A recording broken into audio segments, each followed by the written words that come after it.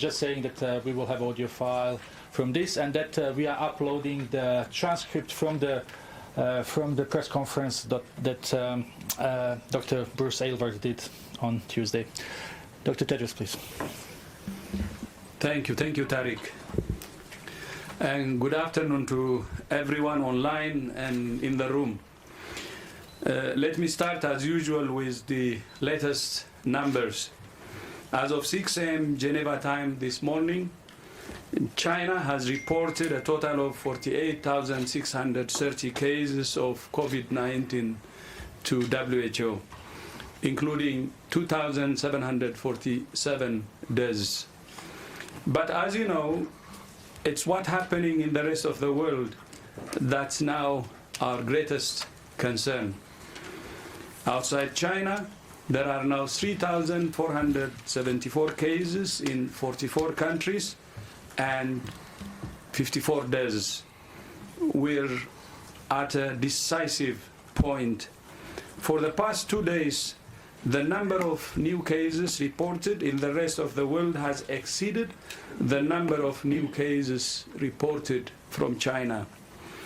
And in the past 24 hours, 7 countries have reported cases for the first time: Brazil, Georgia, Greece, North Macedonia, Norway, Pakistan, and Romania. My message to each of these countries is, this is your window of opportunity.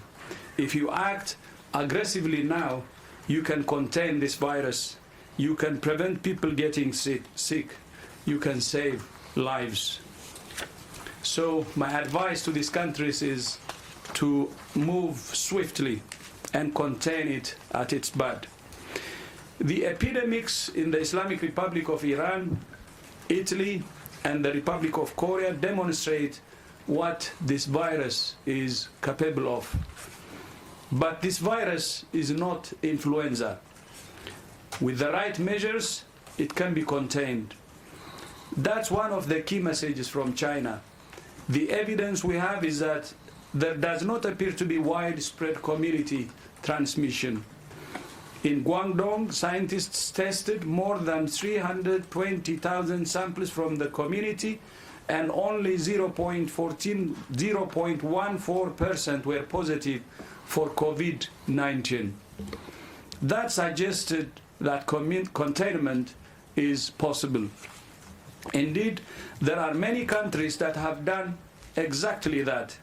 There are several countries that have not reported a case for more than 2 weeks: Belgium, Cambodia, India, Nepal, Philippines, the Russian Federation, Sri Lanka, and Vietnam.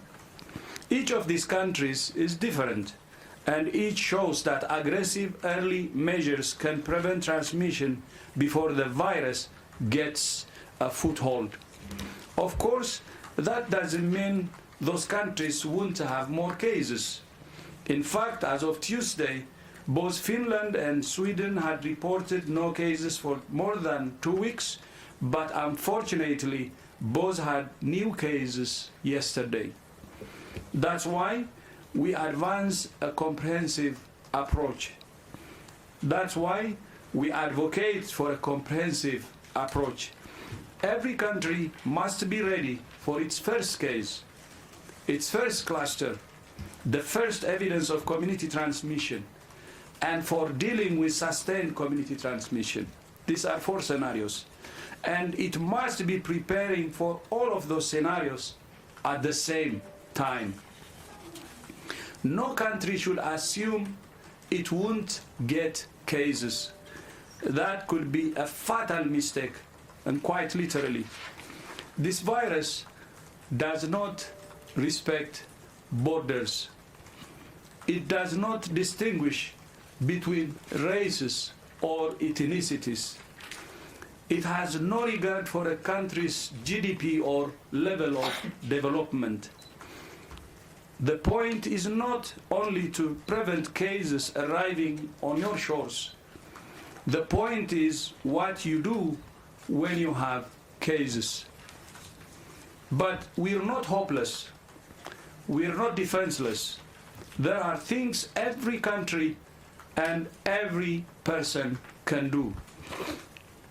Every country needs to be ready to detect cases early, to isolate patients, trace contacts, provide quality clinical care, prevent hospital outbreaks, and prevent community transmission. There are some vital questions that every country must be asking itself today. Are we ready for the first case? What will we do when it arrives, when the first case arrives? Do we have an isolation unit ready to go? Do we have enough medical oxygen, ventilators, and other vital equipment? How will we know if there are cases in other areas of the country? Is there a reporting system that health facilities are all using, and a way to raise an alert if there is a concern? Do our health workers have the training and equipment they need to stay safe? Do our health workers know how to take samples correctly from patients? Do we have the right measures at airports and border crossings to test people who are sick? Do our labs have the right chemicals that allow them to test samples? Are we ready to treat patients with severe or critical disease? Do our hospitals and clinics have the right procedures to prevent and control infections? Do our people have the right information? Do they know what the disease looks like? It's not usually a runny nose. In 90% of cases, it's a fever, and in 70% of cases, a dry cough. Are we ready to fight rumors and misinformation with clear and simple messages that people can understand? Are we able to have our people on our side to fight this outbreak? These are the questions that every health minister must be ready to answer now. These are the questions that can, when we ask, that can prepare us. And these are the questions that will be the difference between one case and 100 cases in the coming days and weeks. If the answer to any of these questions is no, your country has a gap that this virus will exploit. I repeat, if the answer to any of these questions is no, your country has a gap that this virus will exploit. And even developed countries could be surprised. We have already seen a surprise. There could be more surprises. Our message continues to be that this virus has pandemic potential, and WHO is providing the tools to help every country to prepare accordingly. We have shipped testing kits to 57 countries and personal protective equipment to 85 countries who need it. And we have trained more than 80,000 health workers through our online courses in multiple languages. We have issued operational guidelines with concrete actions countries can take in 8 key areas to prevent, detect, and manage cases. The guidelines also include key performance indicators and the estimated resources needed to prepare for and respond to a cluster of up to 100 cases. This is not enough, so we will do more. WHO stands ready to support every country to develop its national plan.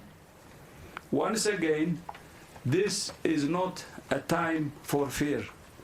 This is a time for taking action now to prevent infections and save lives now. Fear and panic doesn't help. People can have concerns, and rightly so. People could be worried, and rightly so. But the most important thing is to calm down and do the right things to fight this very dangerous virus. I thank you. Thank you very much, Tadej. So we'll start with the questions from the room, then we will go online. Just before that, a quick reminder for journalists who are here and who do not have a UN press badge. We are issuing badges for March, so please register again. You will get that link in messages that we will be sending.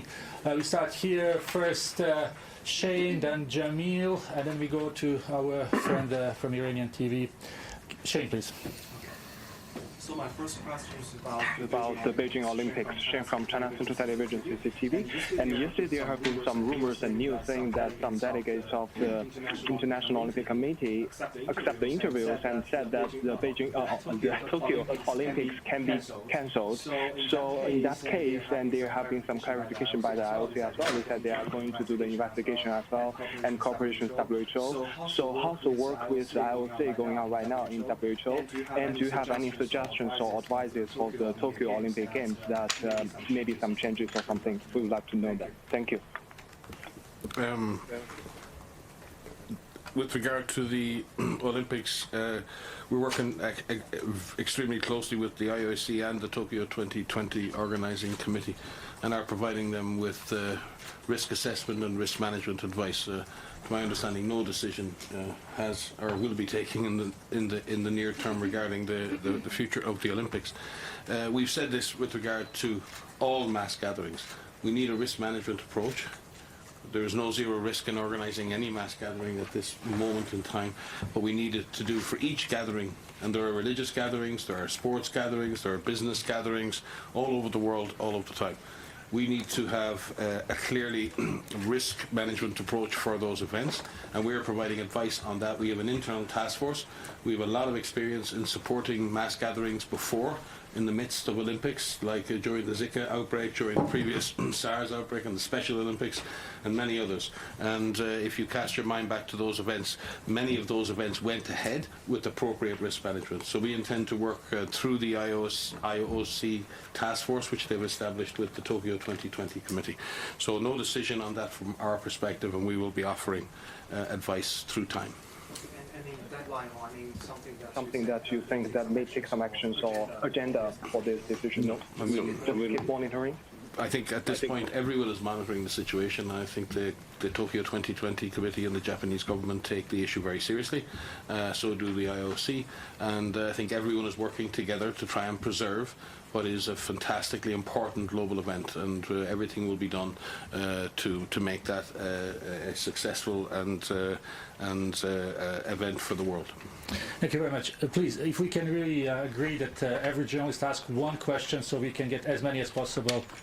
Jamil, please, then Bagdia. Jamil, if you can just come, please, and introduce yourself. Jamil Shadid from Brazil. Mr. Tedros, my question is obviously on the first case in South America. It is, in a way, a novelty because of the tropical conditions. So what does that mean for the virus? And as you said, you have the countries having to take decisive measures. But how does that apply when the local health system is already in trouble? Thank you. I can begin. I think Brazil has a very strong and proud history of actually dealing with quite serious epidemics. If we look at dengue epidemics in the recent years and yellow fever, and has clearly demonstrated the capacity for a large-scale response. In fact, Brazil was in the front line of the Zika response as well.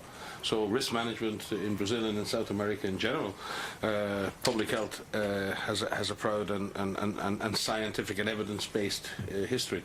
It is disappointing to see South America, another continent as such, exposed to this virus. And we were speaking this morning, myself and the Director General, with our regional director in the Americas, and we are already providing direct support to the Brazilian authorities in this matter. With regard to the issue of the risk associated with the virus, I think we need to be careful on making assumptions about whether a virus will spread or not because of climatic or other conditions, but maybe Maria can add to that. Yeah, so just to say, the approach doesn't change. The approach is exactly the same as if it were to show up in Brazil or if it were to show up in any other country. Just as the Director General said, are you ready?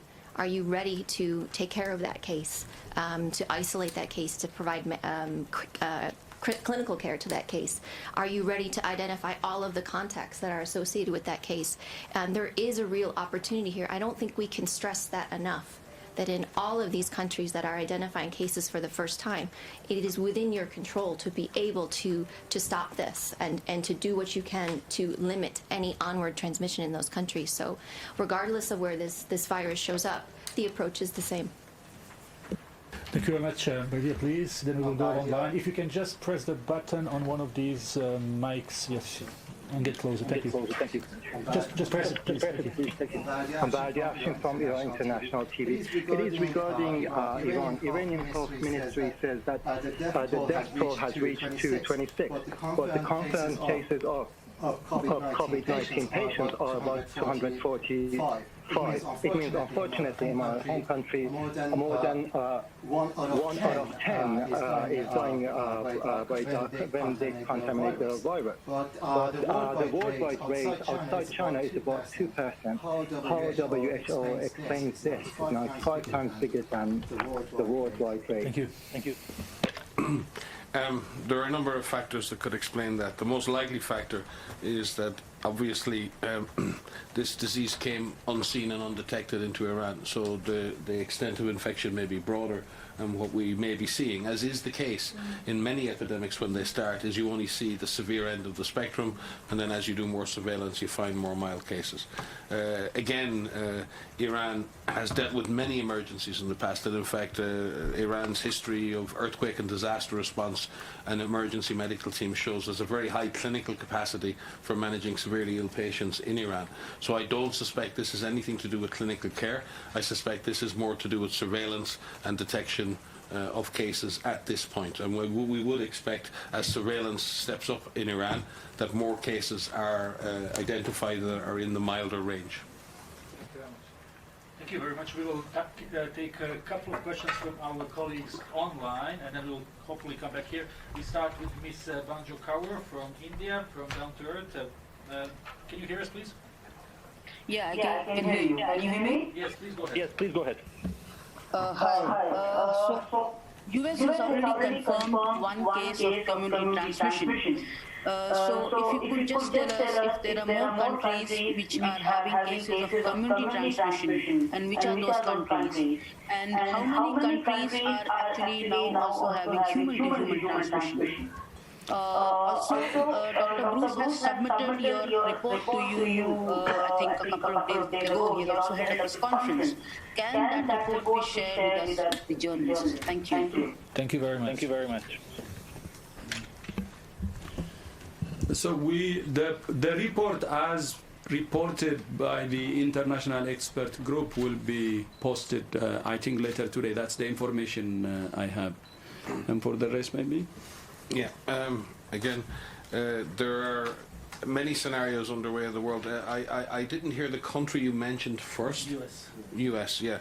I think we need to separate here, and I think you talked about human-to-human transmission and community transmission. Let's go back to what the Director General said. Countries that have their first cases, their first importations, and then countries that have clusters of disease, and then countries that have evidence of community transmission but not extensive and beyond. The vast majority of countries that have actually imported cases are still in the importation phase. Some countries have localized clusters of cases. Singapore will be a good example, where you have well-identified clusters of disease that are well traced and being controlled through public health means. And then there are other countries like Korea and Japan, where there is mainly clusters of disease, but there's some evidence of transmission at a community level, and a lot of hard work is going on to try and identify exactly how those clusters are linked. The questions then in the likes of Italy and Iran are as to how much of that transmission is clustered and how much of that transmission is at community level. But in terms of sustained, efficient transmission at community level, We don't see evidence of that yet in terms of the number of generations of spread. In places like, for example, in Japan, we're seeing second and third generation spread. We're not seeing extensive community transmission at this point. It's difficult to explain this in a verbal response, but I suggest we do is maybe put together data on that and maybe release that as part of our situation report with a more detailed explanation around those categories, if that would help. Thank you very much. Next question comes from Rwanda. Christopher from nonaha.com. Christopher, can you hear us? Yes, I can hear. Thank you very much. The Director General said that around 800 health professionals have been trained. I want to know how many of them are from sub-Saharan Africa. The world, even developed countries, fears the virus. I think it's very hard. It's not to do very hard if the virus comes to sub-Saharan Africa. How ready is the world, the WHO, to help? What's the assets or the budget? How much is ready to help sub-Saharan Africa in the preparedness of the virus, against the virus? And lastly, I want to know on the side of research, what's being done to get the vaccine or other medical treatment against the virus. Thank you. Where is this from? From Rwanda. Okay. Amakuru. Murakoze cyane. Thank you. Murakoze cyane. So, from the start, WHO already expressed its greatest concern would be actually our continent, Africa, my continent. Because most of the countries have weaker health systems. And from the start, we have decided to invest as much as possible so countries, especially in sub-Saharan Africa, can get ready. And we started from improving the diagnostics capability. And that has improved significantly. As you know, almost all countries except a couple have been sending samples to other areas or elsewhere to have the result for coronavirus infection. And now more than 40 countries have the capability in country to test for coronavirus. But in addition to that, we want the African continent to respond to this outbreak in a coordinated fashion. And that's why last Friday we had a meeting organized by the African Union, Africa CDC, and WHO, a meeting of the ministers of Africa, the whole continent, to agree on continent-wide response or continent-wide preparedness, and also national level preparedness and response. And that was a very productive meeting, and I had the opportunity to attend.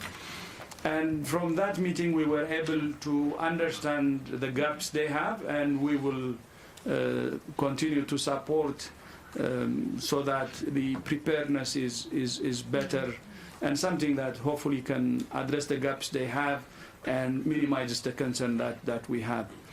And then with training, out of the 80,000, most of the trainees are from Africa.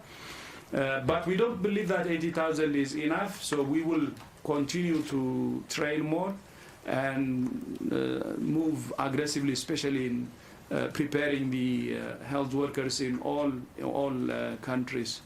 And for the rest, maybe Mike?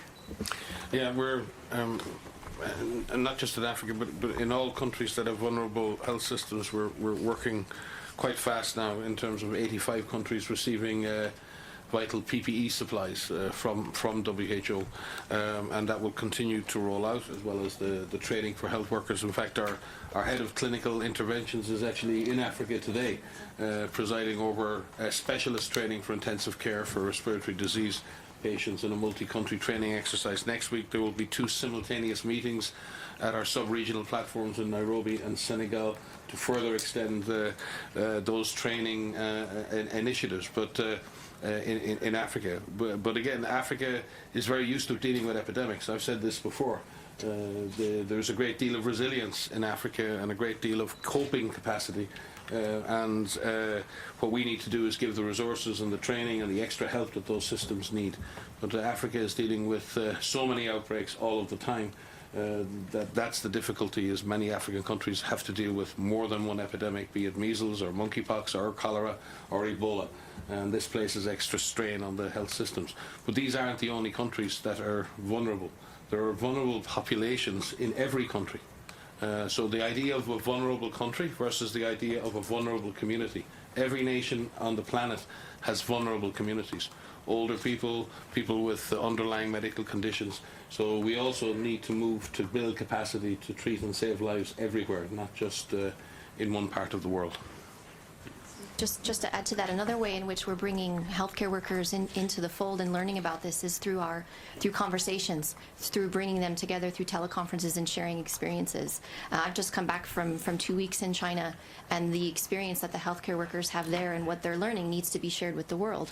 So bringing that together through virtual means, either through teleconferences or through trainings or through, is something that is being done. It has been done since the beginning of this epidemic, but it will continue to happen. So as we learn more, as they learn more, we're sharing those experiences with each other so that we can protect them, protect ourselves, and provide the best treatment that we can to anyone that's infected. Dr. Van Kerkhove, we'll take one more from online. Julia Bellouz from Vox. Can you hear us, Julia? Julia.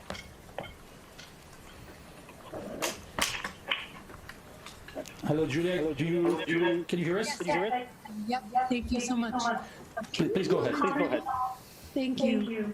Can you comment at all on how diagnostic criteria in countries should change, given that we're learning so much more about people with, you mentioned that it's 90% fever as a first symptom, but there's also evidence of gastrointestinal symptoms.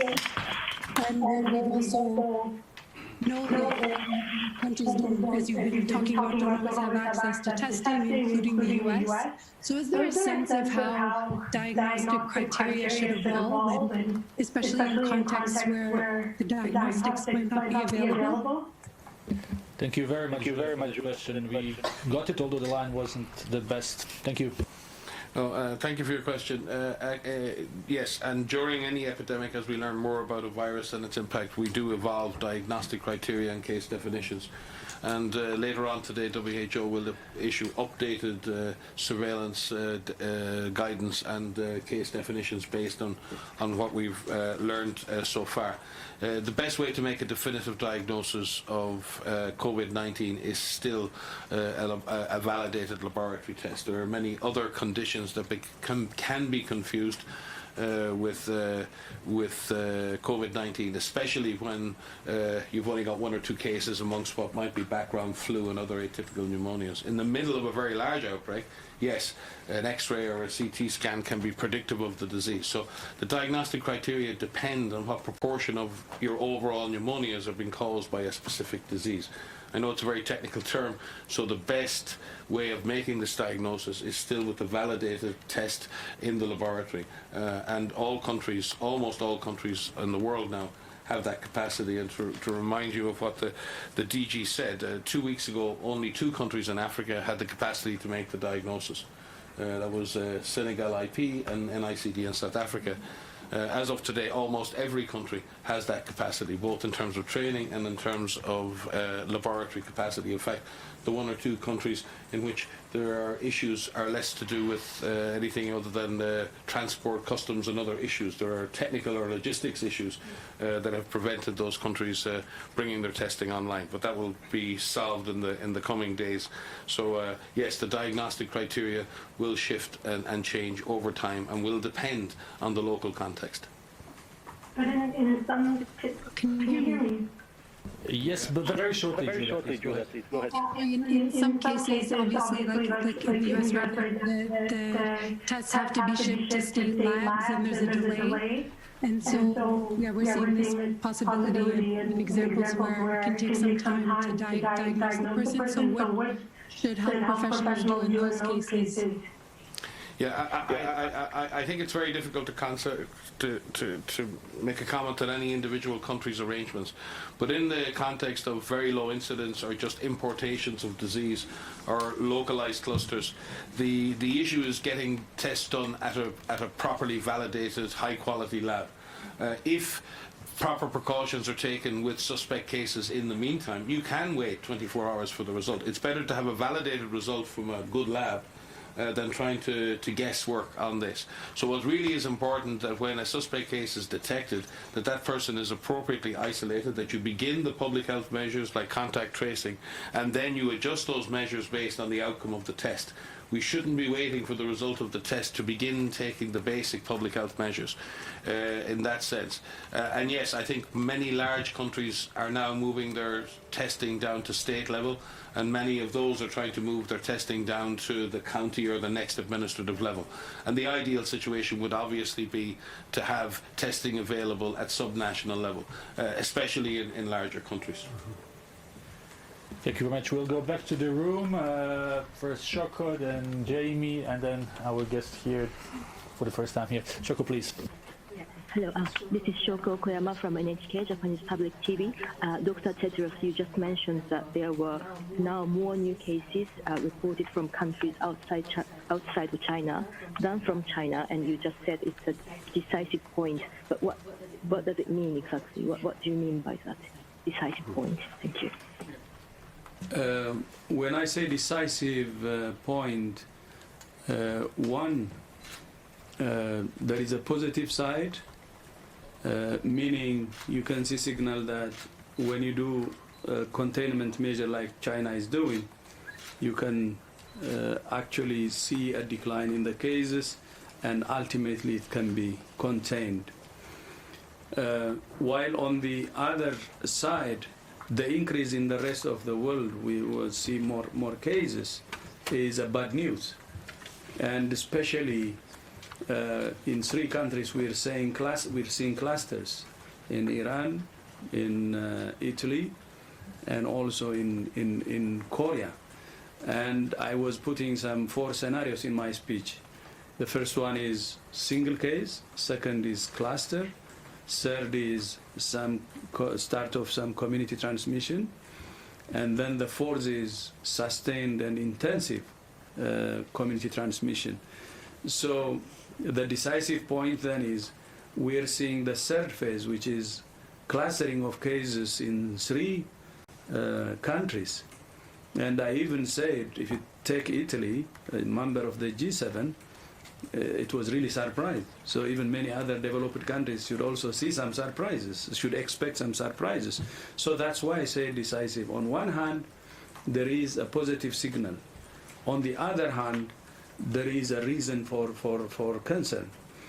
Then the two combined, it shows you that we are actually in a very delicate situation where the outbreak can go in any direction based on how we handle it. But still the message is, how are we handling it and how are we going to handle it? And it signals that everything, I mean, the outcome will depend on how we handle it. And that's why it's decisive. It's how we handle it, but we see something negative and something positive. It shows that it can be contained, but if we don't do the right things, it can get out of control too. So let's use this narrowing window of opportunity. I said it many times. It's getting even more narrow. let's use this window of opportunity to mobilize all things. We should do everything, starting from containment to preparedness for any eventualities, even worst scenario, and give it our best. And that's why I outlined, with more than 12 questions actually, that a minister should ask from the first case. And the last question is about whether the community is with us or not, or whether the citizens of a certain country are actually well aware and supporting. So these questions should be answered properly, because we're in a decisive point. So decisive, because whether we get it wrong or right, it's in our hands. That's it. Because we saw both sides. When we handle it well, we see positive result. Even I read 8 countries. When we don't handle it right, then we saw what the consequences are in some countries. Yeah. Thank you very much. We have 9 minutes, so we will try to squeeze very short questions. Jamie first, and then Ms. Yeli. Can you hear me? Is Jamie over here in the back? Please. Quick question. Dr. Tedros, you've been talking about preparedness as being the main thing, and I want to really hit hard on that point. A couple of very quick questions that are all similar. They're all together. How much does the COVID test cost? How much is that going to cost countries? Second of all, how concerned are you that masks may be in shortage, particularly in Europe? And then third of all, President Trump said that people should be treating this like the flu virus in some ways, in terms of the way they behave. Is that overly simple? And then, Mike, you mentioned case definitions changes. You've got the cameras rolling now. Can you tell us what those case definition changes are going to be? Thank you. So for next press conferences, no questions for you. They were short. No, short. No, by the way, it's okay to give him a chance. He's the cameraman as well. Alone, the cameraman. We can. The COVID test cost. There's a different range of prices. There are different manufacturers, but the tests that we have sourced. I cost less than $5 each, but there's a wide range of testing platforms available, so I won't go into what others cost. There is a shortage of supply of masks, but let's separate the issue of the surgical mask that people want to wear on the street from what are N95 or FFP2 or 3 respirator masks which are needed within clinical care environments. We've been trying to protect those supplies. That's what we've been trying to do. The Director General has written previously to all the manufacturers. He's written to all the producing countries. He's asked for people to show that solidarity, not just at country level, but at the private sector level. We've asked for national strategic stockpiles to allow some of those reserves in countries with larger economies who have strategic reserves to be able to provide PPE and masks to other countries that may not have them. We have a global supply centre in UAE and Dubai, our global logistics centre, and we've supplied those 85 countries from there. We continue to try and resupply that, but there are significant strains in that system.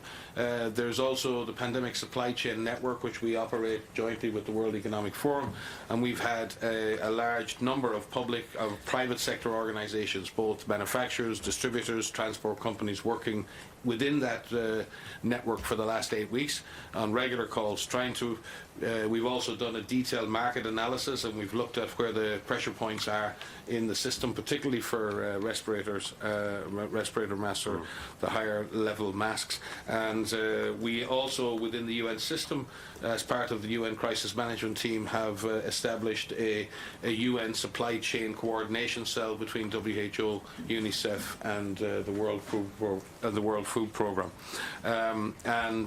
With regard to the case definitions, let's let them come out, Jamie. We could be here for 2 hours as I explain to you the nuances of case definitions. I'm not sure the public might be too interested in the detail of that, but we can take it offline. Treat it like flu? I'll leave the chief to answer that. By the way, on that, if I'm asked to advise the communities to prevent this virus, I would give them the same advice as what you give to flu. Wash your hands with water and soap, and also don't rub your face, and also 6 feet distance or so. I think with that regard, especially absence of vaccines and so on, and people, taking care of themselves, it's the same. If you see it scientifically, you can say it's not flu. But there are many things that is in common, and you can prevent it using the basic things we use to prevent flu. So the president is right to say that. Thank you very much, Ms. Lee. Thank you for taking my question. Li from Xinhua News Agency. My question is actually a development from the previous one concerning the mask. We know that the mask could help prevent transmission from coughing and sneezing, and people all around China are called on to wear masks from the beginning of the outbreak. But as the virus developed in Europe, it seems people still tend to think that only those who are sick need to wear a mask. So what is the comment and suggestion from WHO concerning the stigmatization of wearing masks? Thank you. So I can answer that question. So you're right. There are a lot of people out there that have questions about the use of masks, particularly in the community. And we're talking about medical masks here, so not the N95 masks. The WHO guidance is that we recommend people to wear masks if they themselves are sick, if they themselves have respiratory signs and symptoms. And the reason for that is for them to prevent the transmission to someone else, not to protect themselves from getting infected. So it can be confusing, but we try to make it very clear that you use a mask when you yourself are sick, and that we're talking about a surgical mask. Now, what's also important is how you wear that mask. We have some very good videos that are online that will show you how to actually put it on and take it off, and how you dispose of it properly so that you don't actually increase your risk of infection. I had to wear a mask for a few weeks in China, and I actually touched my face a lot more than I would have had I not had a mask on. I was following national guidance for when I was in China. So you just have to make sure that you put it on properly, you take it off properly. It's very important that if we have shortages of masks, that we use them for the frontline workers, and that we prioritize the use of those masks for the people who really need it in hospital, but also for those who are taking care of people at home. So, is it a follow-up? Yes. Okay. Very short one. But some experts say that people in their incubation period, they can be infectious. So people are worried that I might be affected when this one does not know he has already been affected. So what's the response? Thank you. Again, we need to be careful here. The data from China and other places does not suggest that asymptomatic people are the driving force behind this epidemic, right? And I think this is becoming a sort of a myth in this. It's not to suggest that scientifically someone cannot be infectious before they're sick. That could happen. But the vast majority of transmission in this epidemic is occurring from symptomatic individuals to other individuals. It's important to get that. And none of the data from the extensive studies in China have shown that asymptomatic individuals have been driving this epidemic. So that's important to reassure people. I'm not saying it can't happen, but it's not the major factor in this epidemic. The second thing is, I think Maria spoke about hands to face.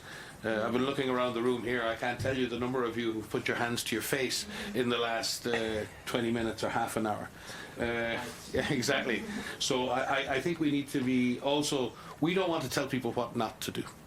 People take action to protect their health, and we're not going to criticize them for trying to protect their health. What we try to do is tell people how to do it properly, and then what else you need to do. And if I have to make a choice, I will keep my hands clean. I will use hand sanitizer. I'll wash my hands with soap and water. I will cough into my sleeve. I will ensure that when I touch surfaces, that I wash my hands after. They're the actions that will prevent the transmission of disease as well. So WHO doesn't want to tell people what not to do. We want to tell people what to do, and we have lots of guidance out there on what to do. So let's focus on that. There's also a cultural dimension here. Historically, populations and communities in Asia have used masks for pollution purposes in cities and others. So it's become a cultural norm as well. So we have to take that into account, what's acceptable or not in a cultural context. So that's why we're very sensitive about saying no to people. It's about showing people how to, if you're going to wear a mask, wear it properly. Last 60 seconds for John, and I'm sorry to Bloomberg, really, we will have another opportunity.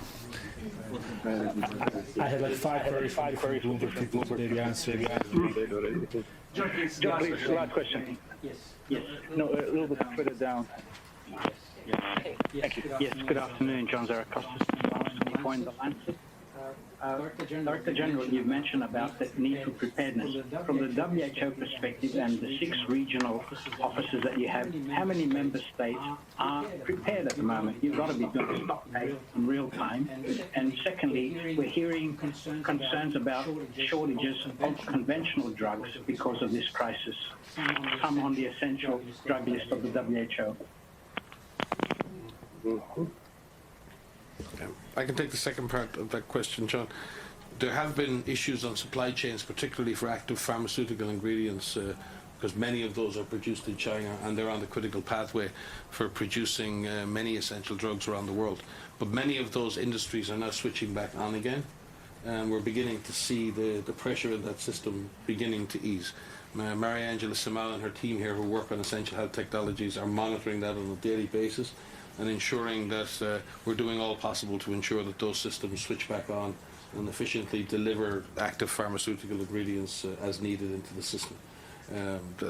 On that point, your first point was? The first one was how many member states are prepared. Now, from your regional offices, you've got to be monitoring this real time.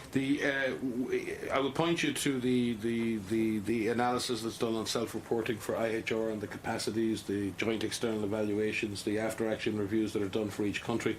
If you look at it, most countries now have national action plans for public health security. Most of those national action plans have very great detail on the preparedness in any number of 14 different pillars of public health preparedness. They're existing documents that exist for most countries. Other countries have specific plans for respiratory disease or influenza preparedness, usually.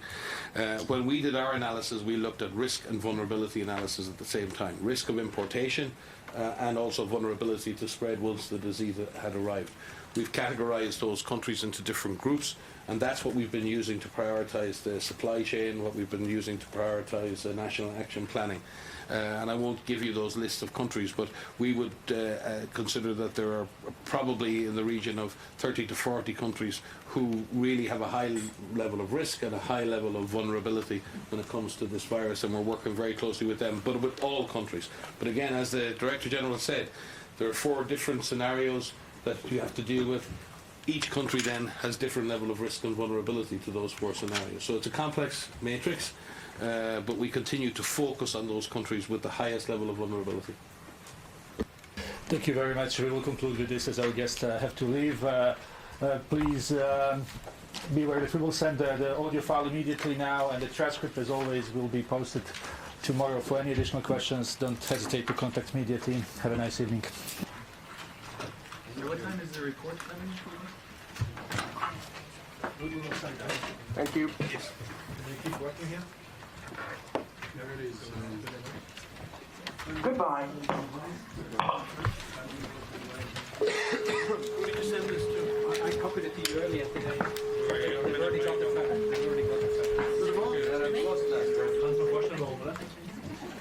He just wants to get this printed out and right.